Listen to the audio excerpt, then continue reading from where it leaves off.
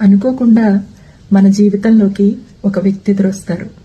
చూపు కలుస్తుంది, మాట కలుపుతాం, దంపతిగా మనసు కూడా కలుస్తుంది. మొదటిసారి పరిచయమైన ఏంటో జన్మజన్మల నుంచి పరిచయం ఉన్న వాళ్ళకిలాగా పోలెడు కబుర్లు, పగలు రాత్రి ఉండదు, స్థితిగతులు అవసరం లేదు, వెనక ముందు చూసుకోం. ఆ ప్రయాణం ఎంత దూరం సాగుతుందంటే ఇహ ఒకళ్ళని వదిలి ఇంకొకళ్ళం ఉండలేమా అన్నట్టు అనిపిస్తుంది. ఆ బంధం జన్మజన్మల బంధంలాగా అనిపిస్తూ ఉంటుంది.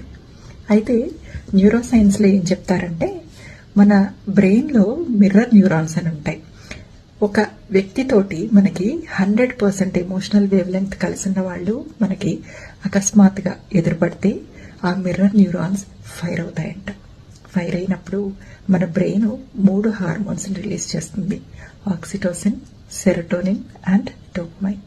అంతే, ఇంకేముంది, అద్భుతం జరిగిపోయింది, మాయలో పడిపోతాం.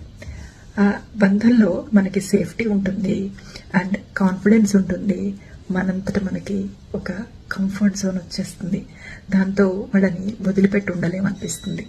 అయితే సైకాలజీ ఏం చెప్తుందంటే ఎప్పుడైతే మనం బాగా దిగులతోటి కుంగిపోయి ఉంటామో, మనతో మనం బ్రేక్ డౌన్ అయిపోయి ఉంటామో అండ్ మిగతా ప్రపంచంతో కూడా డిస్కనెక్ట్ అవుతామో, అలాంటి పరిస్థితుల్లో ఇలాంటి వ్యక్తులు తిరిగి మనలో జీవితాన్ని నింపడానికి తారసపడతారు అని చెప్తుందన్నమాట. యాక్చువల్గా సైంటిఫిక్గా దీనికి పెద్ద థియరీ లేదు, కానీ స్పిరిచువల్గా మాత్రం దీంట్లో చాలా డిస్క్రిప్షన్ ఉంటుంది ఈ థియరీ గురించి. వీళ్ళని ట్విన్ ఫ్లేమ్స్ అంటారు. అంటే ఒక ఆత్మ 2 శరీరాలుగా చెప్తూ ఉంటారనమాట.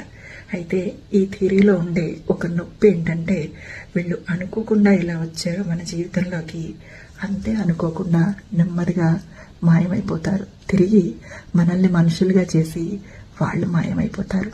సో చివరిదాకా వాళ్ళు మనతో ప్రయాణం చేయరు, కానీ మనతో మిగిలిపోయేవి మాత్రం వాళ్ళ అందమైన జ్ఞాపకాలు, వాళ్ళతో గడిపిన జ్ఞాపకాలు.